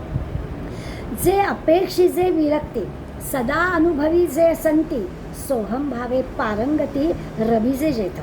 माऊली म्हणतात आता हे कुणाकुणाला आनंद मिळतो. असं आपण म्हटलं की काही वाहभाग असतात की तुपाचा पण वास आवडत नाही, पण इथे महाभारत कथेच्या बाबतीत नाही तसं. सगळ्यांना आवडतं. पण तरी देखील माऊली जे विरक्त आहेत ना, ते ह्या गीतेची अपेक्षा करतात, या तुपाची अपेक्षा करतात. आता गीतारूपी तूप तयार झालं आहे. त्या तुपाची अपेक्षा कोणाला आहे? जे विरक्त आहेत त्यांना ती अपेक्षा असते. गीता ऐकावी असं वाटतं. गीता ऐकावी, गीता म्हणावी, वाचावं, श्रवण करावं हे कुणाला वाटतं? जे या दृश्य जगातून थोडे विरक्त झालेत ना, बाजूला झालेत ना, त्यांना गीता ऐकावी वाटतं. आता जर तूप बाजूला ठेवावं नाही तर आपण त्याच्यातच राहू. आता आपण गीतेमध्ये येऊया. तर गीता कोणाला? तर विरक्ती ज्यांच्याजवळ आहे त्यांना ही गीता आवडते. किंवा संत जे आहे ते संत तर साक्षात अनुभव घेतात या गोष्टीचा, त्यामुळे त्यांनाही ही गोष्ट आवडते. संतांचं असं आहे की त्यांनी हा अहम ब्रह्मास्मीचा तत्त्वमसीचा अनुभव घेतलेला असतो. त्यामुळे त्यांना तर हे इतकं अद्वैत साधलेलं असतं, तर त्यांना तर हे गीतारूपी नवनीत आवडतं. त्यामुळे गीता काय, उपनिषद काय, वेदांचा अभ्यास काय, हे सगळं ह्या गीतेमध्ये असल्यामुळे ही सगळी मंडळी म्हणजे दोघांचा उल्लेख ह्याच्यात केला. एक तर त्यांनी विरक्तांचा केला आणि संतांचा केला. या दोघांना तर हे गीतारूपी नवनीत फारच आवडतं, कारण हे सगळं मंथून तयार झालेलं आहे. म्हणून जे आकर्णी जे भक्ती जे आदिवंद्य त्रिजगती ते भीष्मपर्वी संगती म्हणितली कथा. आणखीन एकाला आवडतं, विरक्तांना आवडतं, संतांना आवडतंच. आणखीन एका आवडतं या सगळ्या जगामध्ये म्हणजे त्रिखंडामध्ये म्हणूया, जे आदिवंद्य आहेत. भीष्मपरामध्ये सांगितलेलं आहे की गीता अत्यंत भक्तीनं अत्यंत प्रेमानं श्रवण करतात ते जे आहेत ते भीष्मपर्वी संगती म्हणितली कथा, त्यांना पण हे आवडतं. भीष्मानी हे निर्माण केले जे नवनीत आहे ते भक्तांना पण आवडतं. म्हणजे विरक्तांना आवडतं कळलं, त्याच्यानंतर ह्या संतांना आवडतं कळलं, आणि भक्तांना पण आवडतं. आता ही कॅटेगरी मोठी आहे ना, म्हणजे तुम्ही आम्ही सगळे ह्याच्यात आलो. आपल्याला का महाभारत आवडतं तर त्याचं कारण आहे आपण अंतःकरण. आता भक्त कसं आहे ते पण आपल्याला सांगणार आहेत ते. आता त्या कॅटेगरी कधी कधी आवडतो असं आपण असतो कधी कधीमध्ये, ते कधी कधी नाही आहे. अनुसंधान येईल पुढे. सतत अनुसंधान असणाऱ्यांना ही कथा आवडते. ज्ञानेश्वरी आवडते, गीता आवडते, महाभारत आवडतं, या सगळ्याचा अभ्यास करावा आवडतं. कारण ते भीष्मांनी मंथून आपल्यासमोर आणलेलं आहे, त्यातलं अगदी सारं छान करून आपल्याजवळ आणलेलं आहे, आणि त्यामुळे ते आपल्याला आवडतं. फक्त त्या अनुसंधानात आपल्याला राहायला पाहिजे. तर भक्त कसा असावा ते पण आपण पुढे बघणार आहोत. त्याला भगवद्गीता म्हणायचं. जे भगवद्गीता म्हणीजे जे ब्रह्मेशानी प्रशंसीजे ते सनकादिकी सेविजे आदरेसे, त्याला भगवद्गीता म्हणायचं. ब्रह्मदेव शंकर सगळे जर त्याची स्तुती करतात, गीतेची स्तुती सगळेच करतात. इतकंच कशाला, ब्रह्मदेवाचे जे 4 मुलगे आहेत त्याचं उदाहरण आहे. सनकादिकी, आदिकी म्हणतात, पण 4 मुलगे आहेत. सनक, सनंदन, सनातन आणि सनतकुमार असे हे 4 मुलगे आहेत. या 4 मुलग्यांनी सुद्धा या गीतेचं महत्त्व सांगितलेलं आहे. या आणि आदराने त्यांनी गीतेचं अभ्यास केलेला आहे असं म्हणूया. गीता कुणाकुणाला आवडते त्याची यादी माऊली आपल्यासमोर ठेवतात. तर असं ब्रह्मदेवाच्या पुत्रांपासून भक्तांपर्यंत सगळ्यांना गीता आवडते असं त्यांनी म्हटलं. आता या 4 कुमारांचा एवढा उल्लेख करायचं काय कारण असं स्वाभाविक आपल्याला वाटेल. हे ब्रह्मदेवाचे बरं ते मानसपुत्र आहेत. मग ब्रह्मदेवाचे मानसपुत्र असे काय त्यांचं विशेष आहे की त्यांचा एवढा उल्लेख करावा? त्याचं कारण असं आहे, ते जन्मतःच सगळ्यातून निवृत्त आहे. आपण निवृत्त होतो म्हणजे फक्त आपण आपली पोटभरू जी नोकरी असते आपण तिच्यापासून निवृत्त होतो, बाकी सगळं आपल्याला लागतं. हे जन्मतः या सगळ्या दृश्य जगातून निवृत्त आहे आणि म्हणून त्यांचं नाव घेतलं आहे. त्यांनाही गीता प्रमाण वाटते, मोठ्या आदराने ते गीता होतात. दुसरा शब्द वापरला आहे येणार आहे आत्ता अजून याच्यात आलं की सनकादिकी सेवी जे आदरेसे, त्यांनी असं म्हटलं की जे वेद आता आपण वेद जाणणारे किंवा संत किंवा भक्त, आणि आता म्हटलं तसं ब्रह्मा महेश सनकादिक, तसे काही ऋषीमुनी परमहंस गतीला परमहंस पदाला गेलेले असतात, त्यांनाही गीता आवडते. आता परमहंस शब्द म्हणजे काय, आपल्याला फक्त मागे अशी ती एखाद्या नावाच्या म्हणजे परमहंस असा उपाधी म्हणून माहिती आहे, पण त्याचा अर्थ विचार घेतला तर काय असतो तर सहज कळेल असा आहे. हंसाजवळ जे एक विशेष आहे, हंसाजवळ विशेष काय, तो निरक्षीर वेगळं करू शकतो, त्याच्याजवळ ही कला आहे, दूध आणि पाणी तो वेगळं करतो. तसं या ज्या ऋषींजवळ शाश्वत आणि अशाश्वत वेगळं करता येतं ते परमहंस आहे. परम म्हणजे श्रेष्ठ, पण हंस का म्हटलं त्यांना, तर ती निरक्षीर विवेक बुद्धी जी हंसाजवळ आहे ती शाश्वत आणि अशाश्वत वेगळं करण्याची बुद्धी यांच्याजवळ आहे. म्हणून यांना या परमहंस मंडळींना सुद्धा म्हणजे या ऋषीमुनींना सुद्धा हे गीता आवडते असं म्हटलं. आणि हंस जे आहेत ते असे तुमच्या आमच्या आजूबाजूच्या तळ्यांवर विहिरींवर दिसत नाहीत, मानस सरोवर दिसतात. त्यामुळे परमहंस असणारी मंडळी गीतेचा अभ्यास करणारी आहेत, गीतेमध्ये रममाण होणारी आहेत, ती स्वाभाविकच थोडी आहेत आणि ती अशी मानस सरोवराजवळ राहणारी आहेत, अशा मंडळींना ते आवडतं. असू दे, पण आपण भक्त या कॅटेगरीत मोडू. त्या विरक्तापासून परमहंसापर्यंत, ब्रह्मा महेशपासून सनकादिकांपर्यंत अशा सगळ्यांना गीता आवडते असं माऊली आपल्याला सांगतात. असा सगळा एकंदर महाभारताचा गीतेचा असा अभ्यास का करायचा, त्यांचं महत्त्व काय आहे हे माऊली सांगितलं. पुढल्या ओवीपासून माऊली आपल्याला कसा करायचा अभ्यास करा तर म्हटलंच आहे, चांगली गोष्ट आहे, एवढ्या लोकांनी केलं आहे, मोठमोठ्या लोकांनी केलं आहे, आता कसं करायचं असा पण विचार ते सांगतात. कुठल्याही म्हणजे आत्ता त्यांनी महाभारताचं किंवा गीतेचा विचार केला, आपण ज्ञानेश्वरीचा पण त्याच्यात करतो आहे. मग महाभारत गीता ज्ञानेश्वरीबरोबर कुठलाही अध्यात्म ग्रंथ घेतला, कुठलाही चांगला ग्रंथ घेतला, मी तर पुढे असं म्हणेन की एखादी डिग्री घ्यायची आहे, एखादं आपल्या लौकिक अर्थाने शिक्षण घ्यायचं आहे, तिथेसुद्धा आपल्याला अभ्यास कसा करायचा हे ठरवावं लागतंच की. आणि त्यामुळे अभ्यास कसा करायचा ते आपल्याला ह्या पुढल्या ओव्यांमधून माऊली सांगणार आहेत. आता ज्ञानेश्वरीचा अभ्यास कसा करायचा, जैसे शारदीची आहे चंद्रकळे, माऊली आपल्याला उदाहरणं छान देऊन सांगतात कसा अभ्यास करायचा. थांबा सांगतो.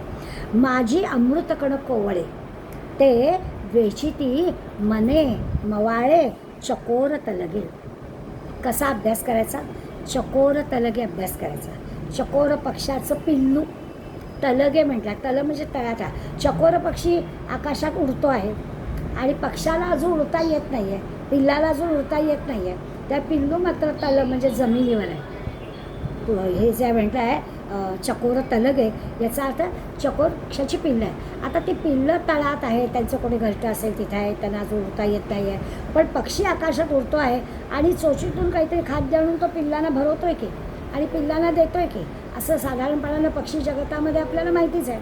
इथे त्यांनी असं म्हटलं जसं शारदीची चंद्रकळे, शरद ऋतूतील पौर्णिमेचा चंद्र हा काय करतो, कोवळे कोवळे अमृत कण टाकतो. चंद्राचा जो प्रकाश आहे ते अमृत कण. या चकोर पक्षाबद्दल असं म्हणतात की तो फक्त चंद्राचं चांदणच पितो आणि आपल्या पिल्लांना देतो, त्यांचं पोट भरवलंच पाहिजे ना.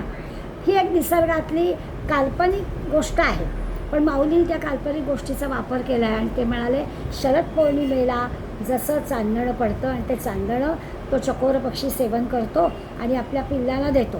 त्या पिल्लांना दिला काय होतं, ती पिल्लं अजून उडता येत नाही आहे, तोंडात काही दात पण नाही आहेत, त्यामुळे त्याचं तोंड उघडलं की त्याच्यात ते चांदणं तो टाकतो आणि ते चांदणं टाकलं की तो सहज पितो. तसं सहज ज्ञानेश्वरी आपण प्यायचे बरं का. जडच आहे, जमतच नाही आहे, कळतच नाही आहे असं नाही, ते सांगायला बसले सहज पिल्लांना जसं ते सहजपणाने देतो. जैसे शारदीची चांदणे माझी अमृतकण कोवळे ते वेचिती मने मवाळे चकोर तलगे. चकोराची पिल्लं जशी खातात तसं आहे. आता त्याला जोडूनच आपण पुढली ओळी घेऊ आणि पुन्हा एकदा याचा अर्थ बघू. तियापरी श्रोता तसा आपण श्रोते आहोत. काय अनुभवावी हे कथा, छानपैकी महाभारतातली कथा, गीतेतला एखादा श्लोक अनुभवावा.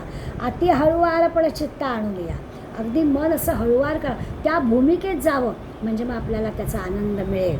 श्रोत्यांनी सुद्धा काय करावं, चित्ताची एकाग्रता करावी आणि ज्ञानेश्वरीतली एखादी ओवी अनुभवावी गीतेतला एखादा श्लोक अनुभवावा, महाभारतातल्या कथेमध्ये रमून जावं, तर याचा अनुभव आपल्याला येईल. असं रमलं गेलं तर अनुभव येईल. आता खरं आहे, शरद ऋतू आहे, अश्विन कार्तिक शरद ऋतू असं आपण म्हणतो. त्या शरद ऋतूचं म्हणजे एक तर थंडीचे दिवस आणि अशात पौर्णिमा, शरद पौर्णिमा, आणि त्यावेळेला असं आकाश स्वच्छ असतं. त्या स्वच्छ आकाशात हे जे चांदण असतं ते मनाला शांत करणारं असं चांदण असतं.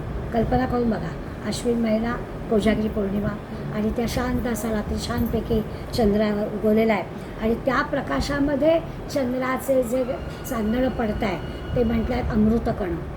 आणि हे अमृत कवी संकेत मग अशी म्हणतात तसं काल्पनिक आहे, पण तरीसुद्धा तो एक आनंद देणारी गोष्ट आहे. आपण कल्पना करू शकतो. सगळ्याच पौर्णिमेला पूर्णचंद्र असतो, पण अश्विन पौर्णिमेचं विशेष आहेच. त्यामुळे त्या दिवशी जे काही चंद्रकिरणं पडतात ते अमृतकण आहेत, आणि कोवळे अमृतकण आहेत. अत्यंत शांत असं थंडीचा दिवस, त्यामुळे ते आल्हाद देणारे असे कोवळे हे ते चकोराचे पिल्लू सेवन करतात, पिल्लं सेवन करतात. हं, तो आकाशात उडणारा चकोर पक्षी, त्याची पिल्लं तळामध्ये आणि जमिनीवर, त्या जमिनीवरच्या पिल्लांना तोंड उघडलं चोची की लगेच त्याला घालतात आणि ते सहज प्राशन करतात. भाषा प्रभू म्हणताना माऊलींना ते इथे आहे की खरंच काय शब्द, काय कल्पना, आणि कशा सुचतात आणि कसं लिहितात. त्यांनी आपल्याला हे सगळं, चकोर पक्षी विहार करतो ठीक आहे, पिल्लाला उडता येत नाही मान्य आहे, जमिनीवर चालणाऱ्या पिल्लाच्या तोंडामध्ये घातताय आणि भक्ष्य आलं जवळ की ते पिल्लू तोंड उघडतं, चोच उघडतं. हे तर काय नैसर्गिक गोष्ट आहे. आणि दात नाही आहेत आणि सगळं कसं, त्या म्हणून पिल्लू, आणि ते भक्ष्य आलं आहे, अमृतकण आहे, आणि ते तसं आपण ग्रंथाचं सेवन करावं. आता याचा अर्थ आपण पिल्लू व्हायचं. पिल्लू व्हायचं म्हणजे आपल्याकडे लहानपण घ्यायचं, मला सगळं येतं आहे असं केलं की काही नाही कळलं. आपल्याकडे नम्र पण घेतलं, आपल्याकडे जरा धाकुटे पण घेतलं, माऊलींचा शब्द धाकुटे पण आहे, आपल्याजवळ लहानपण घ्यायचं, तर आपल्याला ग्रंथाचं सेवन करता येईल. भगवंताचं प्रेम नाही, मग काय भक्तीच्या आकाशामध्ये आपल्याला संचारच करता येणार. अंतःकरणामध्ये भगवंताचं प्रेम असलं तर ह्या सगळ्या पुढल्या गोष्टी होणार आहेत. त्यामुळे घ्यायचं आपण स्वतःकडे आज्ञापण.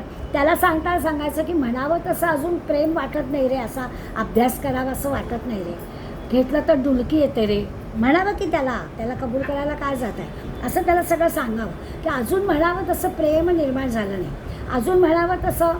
मी नेहमी गमतीनं सांगते ना, आहे ज्ञानेश्वरीचा वर्ग, पण तेव्हाच मैत्रिणीचा फोन आला, गडकरीची 2 तिकीट आहे, मग मी जाते, म्हणजे अजून नाही प्रेम आलं.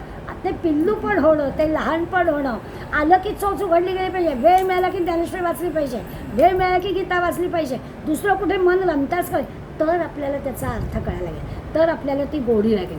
म्हणून ते आपल्याला सांगतात हे असं आपल्याकडे थोडं धाकुटेपण, आपल्याकडे बालपण, आपल्याकडे अज्ञापण घेतलं की मग आपल्याला ते भगवंत काय सांगतात हे थोडी आपल्या अज्ञानाची, आपल्याला येत नाही आहे याची जाणीव झाली पाहिजे. आपल्याला येत नाही म्हटलं की आपण पुन्हा पुन्हा वाचू, पारायण जरूर करावं, पण पारायण हे ज्ञान मिळवणार होऊ शकत. ग्रंथ पुरा करायचा आहे, 10 दिवसात पुरा झाला पाहिजे. आम्ही वाचली ज्ञानेश्वरी, त्यांनी नाही काही होत, नुसते वाचून काय होणार, मागे लागलं पाहिजे, एकेका शब्दाच्या मागे लागलं तर आपल्याला तो अर्थ कळणार. या ग्रंथामध्ये एवढं शरदाचं चांदण आहे, त्यामुळे ते शरदाचं चांदण आपल्याला जर आनंद घ्यायचा असेल तर त्या ग्रंथातल्या शब्दाच्या मागे लागायला लागेल, तर आपल्याला कोवळं म्हटलं, कोवळं अमृतकण आहे. खरंच आहे, असे शब्द आले की आपल्याला लौकिकातल्या गोष्टी आठवतात, बघून जातो नाही, कोवळी काकडी, कोवळं कणीस, हे इथे अमृतकण कोवळे, सगळं कोवळं लागतं आपल्याला. मग इथलं पण घ्या की नाजूक नाजूक नाजूक साजूक सगळं आपल्याला लागतं. हे सगळं भगवंताचं प्रेम पण असंच आहे. आपली परीक्षा असते, आपण गेलो ना त्याच्याकडे आज्ञापण घेऊन तर तो द्यायला बसलाच आहे, पण हे असं आपल्याला जायला लागेल. मला कळत नाही आहे, मला समजत नाही आहे, तूच मला सांगणार आहेस असं मनापासून त्याला सांगावं की तो आपल्याला सांगायला बसलेलाच आहे. तो फक्त म्हणतोय तू ये, तुझी इच्छा असू दे, मग तुला देतो.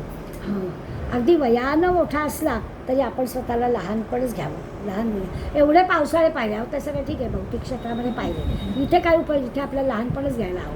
पुष्कळ 70-80 झाली आहे, पण ज्ञानेश्वरीचा अभ्यास करायचा असेल तर आपल्याला लहानपणच घ्यायला हवं. नाही ना, 60 वर्षात वेळच झाला नाही, नोकरी, उद्योग, घर, संसार, नाही वेळ झाला, मग हे ना लहानपण, मग आत्ता मी 2च वर्षाची आहे म्हण की, पण नाही, असं जर केलं तर आपल्याला त्याचा अर्थ कळणार आहे. म्हणून भगवंतापुढे आपण धाकूट व्हायचं. त्याच्यात तरी म्हटलं आहे उपनिषद, हा उपनिषदामध्ये एक श्लोक आहे त्याच्यात तरी पांडित्यम निर्वेद्य असं म्हटलं आहे. पांडित्य, वेद्य म्हणजे जाणणं, वेद्य याचा अर्थ जाणणं. तर पांडित्य म्हणजे विद्वत्ता असेल तर त्याला आम्हाला सगळं येत आहे अशा भूमिकेतून नाही जायचं. बाल्येनं तिष्ठा असेल, आपल्याकडे बालपण घेऊन त्याच्यासमोर उभं राहायचं, मला काही येत नाही आहे अशा भूमिकेतून जायचं. म्हणजे मग एकदा आपण बालवृत्तीचे झालो की भगवंत आपल्याकडे बघतो. लहान मुलाची आपण किती काळजी घेतो, केवढी गर्दी असते, पण लोकांमध्ये उतरताना ते बाळ अगदी पोटाशी धरून त्याला काही होता का माहिती करतो की नाही, तसं बालपण घेतलं की भगवंत आपली काळजी घेणार. म्हणून आपल्याकडे माऊली म्हणतात त्या चकोराच्या पिलासारखं लहानपण घ्या म्हणजे सगळं आपलं काम होईल, ज्ञानकळ आपल्याला मिळते. श्रोत्यांनी सुद्धा असंच करायचं, लहान मुलासारखं हे करायचं, आपल्याकडे धाकोटे पण घ्यायचं. आता ही जी कथा सगळं आहे ती कथा अनुभवायची. माऊली म्हणतात तुम्हाला कथा अनुभवायची आहे, मग तसं श्रोत्यांनी आपलं चित्त असं हळुवार करायला हवं. म्हणजे मग कथेत काय सांगितलेलं आहे ते आपल्याला कळेल. हळुवार म्हणजे काय करायचं, हळुवार म्हणजे धक्का सहन होत नाही ना. तर आपण पाठीचं दुखणं चालू आहे, रिक्षावाला बसल्याबरोबर चालू हे जरा हळू चालू लगेच आपला का तर मला हळुवार नाही, मला धक्का लागता का म्हणे, तसं ते सांगत आहे की आपल्याला धक्का लागायला नको असेल ना तर हळुवारपणानं तो धक्का, म्हणजे कथेतले सुद्धा धक्के भगवंत आपल्याला अगदी हळुवारपणे समजावून सांगेल. अशा पद्धतीने तान्ह्या बाळाला जसं सांभाळतो, नाजूकपणे हाताळतो, तसं भगवंत अत्यंत श्रोत्याला तुम्हा आम्हाला अत्यंत नाजूकपणानं आपल्याला समजावून सांगणार आहे. असा हा ग्रंथ आहे, असा ग्रंथाचा अनुभव आपल्याला घ्यायचा आहे. आता महाराज अनुभवाचं सांगतात ना, शब्देविड संवादे, ही तर ओबी सगळ्यांची परिचिताची आहे. हे शब्देविड संवादीचे इंद्रिया नेणता भोगीचे, बोला आधी झोंबीचे प्रमेय असे. माऊलीने आपल्याला कसं सांगितलं आहे, हे आत्ता सांगितलं तुम्ही कसं करायला हवं, ते आपल्याला अभ्यास कसा करावा, ते कसा करावा, तर आपल्याकडे कसं कमी पण घ्यावं, नाजूक पण घ्यावं, बालपण घ्यावं सांगून झालं. आता माऊली म्हणतात हा जो ग्रंथ आहे ना त्याचं सेवन असं करा की बोला आधी झोंबीचे प्रमेय असे. म्हणजे काय, एखादा विचार आहे किंवा एखादा जेव्हा ग्रंथकार ग्रंथ लिहितो तेव्हा त्याला खूप अशा ग्रंथाच्या सगळ्या एकंदर याची तयारी करून ठेवायला लागते. म्हणजे कादंबरीचं ठीक आहे किंवा कथेचं ठीक आहे, त्याला एखादा विषय मिळतो आणि मग तो लिहायला लागतो आणि पुढे पुढे मग त्याला सुचत जातं. पण एखादा मोठा ग्रंथ, तात्विक ग्रंथ लिहायचा असेल तर त्या ग्रंथाची एकंदर सगळी चौकट आधीच ठरवावी लागते आणि मग त्याच्या ग्रंथलेखनाला सुरुवात होते. म्हणजे पहिल्यापासून शेवटपर्यंत काय करायचं आहे ते आधी ठरलेलं असतं आणि मग त्याच्यामध्ये सगळ्या गोष्टी घालायच्या असतात.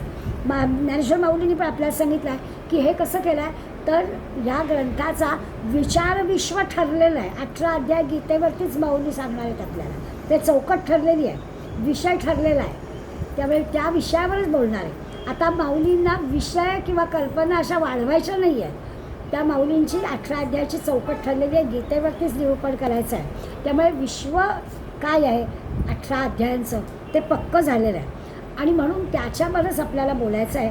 आणि बरं विश्वामध्ये ज्ञान ठासून भरलेलं आहे, त्यामुळे गीता सांगायला ग्रंथ समजण्यासाठी अशा सगळ्या विचार विश्वाची माझ्याजवळ योजना आहे. काय सांगायचं ठरलं आहे, कसं सांगायचं ठरलं आहे, आता काही चिंता करायचं कारणच नाही. आणि म्हणून शब्दापूर्वीच तुम्हाला कळेल, मी शब्द व्यक्त करण्या अगोदरच तुम्हाला काय ते कळेल. बोला आधी झोंबीय प्रमेय असे म्हटलं आहे, तर इतकं विचार विश्व प्रगट झालं आहे, चौकट ठरलेली आहे. मी काय सांगणार आहे ते तुम्हाला माहिती आहे, तर तुम्हाला आपोआप कळणार आहे. आधी सांगितलं धाकोटं व्हा, आधी सांगितलं नम्रपणा घ्या, आधी सांगितलं आपल्याला काही कळत नाही असं घ्या, आता म्हणजे तुम्हाला कळणारच आहे. काय गंमत आहे ना, आधी म्हणून असं सांगून झालं, आता आपोआप कळणार आहे.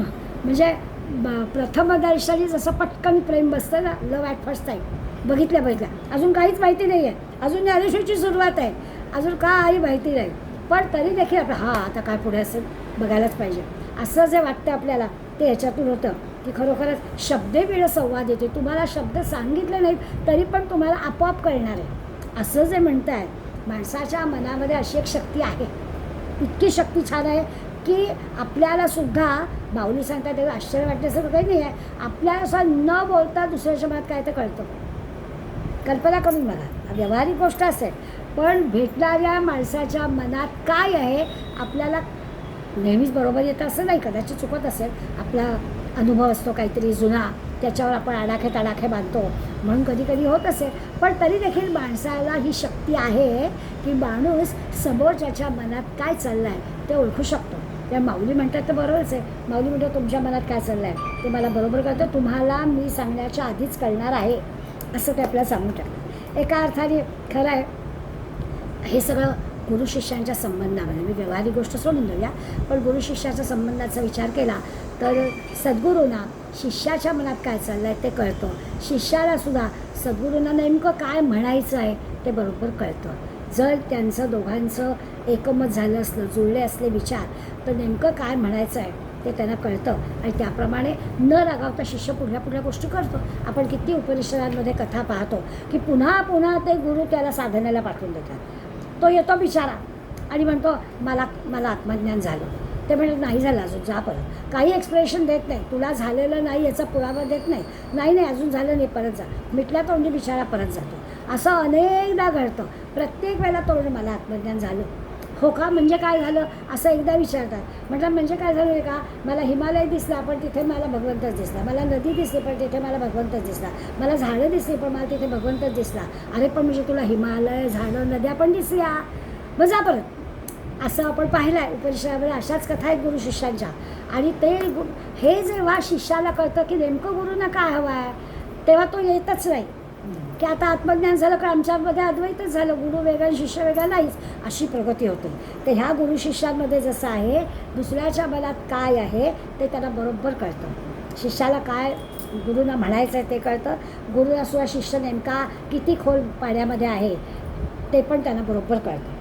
अशा संबंधातून विचार केला तर ज्ञानेश्वर माऊलींना काय म्हणायचं काय की विश्वमनाचं हे लक्षण आहे. विश्वमनाचं लक्षण म्हणजे काय, जगातल्या सगळ्यांच्याबद्दल ते बोलत आहेत, विश्वातल्या सगळ्यांबद्दल बोलत आहेत आणि त्यामुळे ते म्हणत आहेत की आपल्याला मनातलं ओळखता येतं.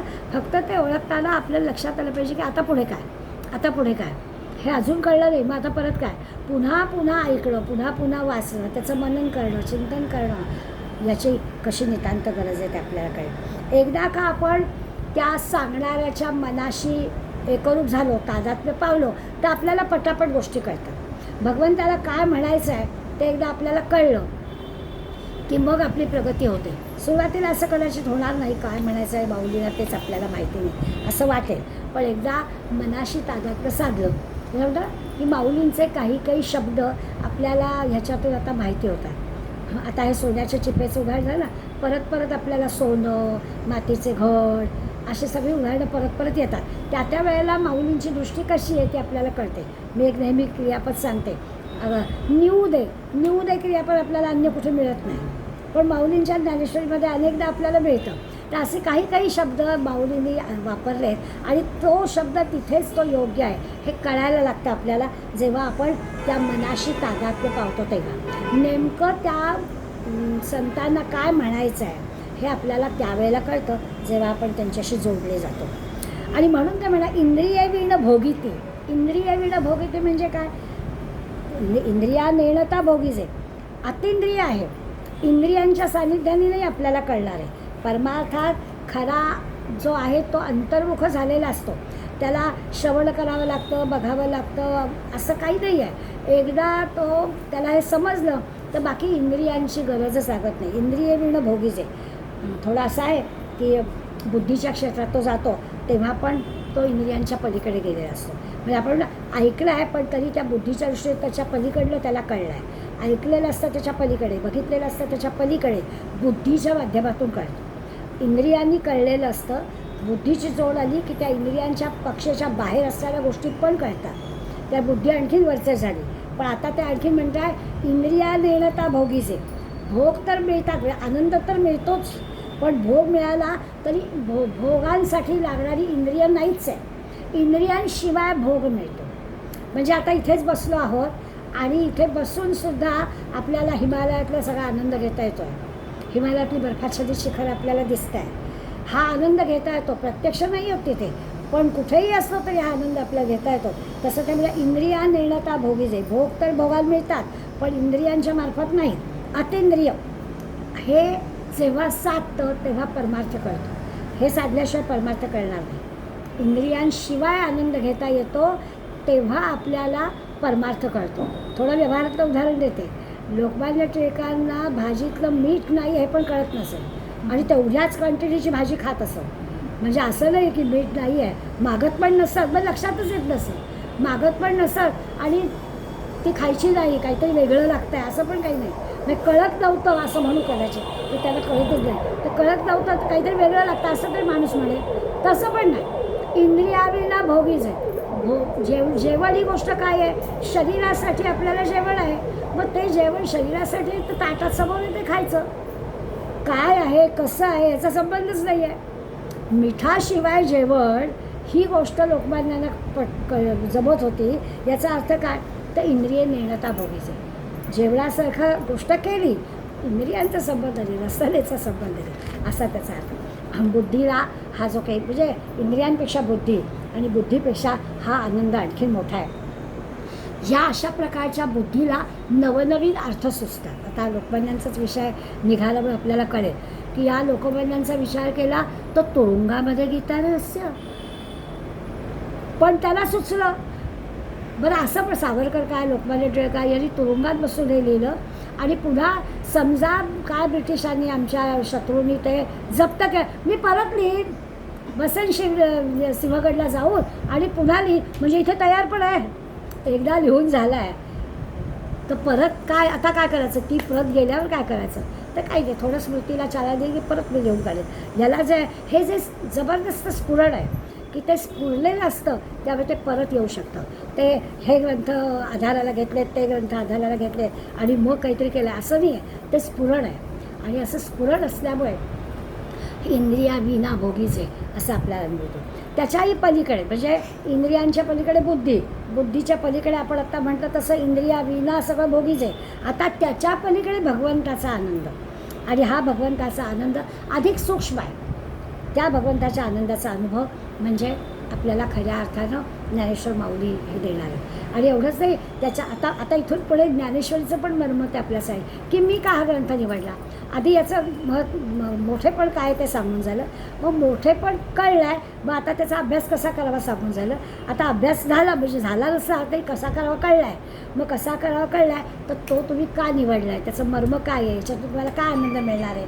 खरंच या इंद्रियांपेक्षा बुद्धी, बुद्धीपेक्षा जे काही स्फुरण आहे ते स्फुरणाच्या पलीकडे असणारा जो आनंद आहे तो तुम्हाला कसा प्राप्त होणार आहे, असं सगळं मर्म त्यातलं आपल्याला सांगणार आहे. आपल्याला नेमकं 3 तासाच्या सिनेमात काय बघायचं आहे ते आधी ट्रेलर बघतो मग सिनेमात जातो. तसा ट्रेलर आहे की प्रस्तावनेत सांगून टाकला काय काय काय काय तुम्हाला बघायचं आहे, चला आता पुढे, आणि मग ते आपल्याला 18 अध्यायाचा सिनेमा दाखवणार आहे. तेव्हा आधी तयारी आपली तरी करून घेतली आहे. आज आपण थांबणार आहोत आणि पुढल्या 59-60व्या ओवीपासून ज्ञानेश्वरीचं मर्म काय आहे ते आपल्याला बघायचं आहे, ते आपण पुढल्या वेळेला बघूया. धन्यवाद.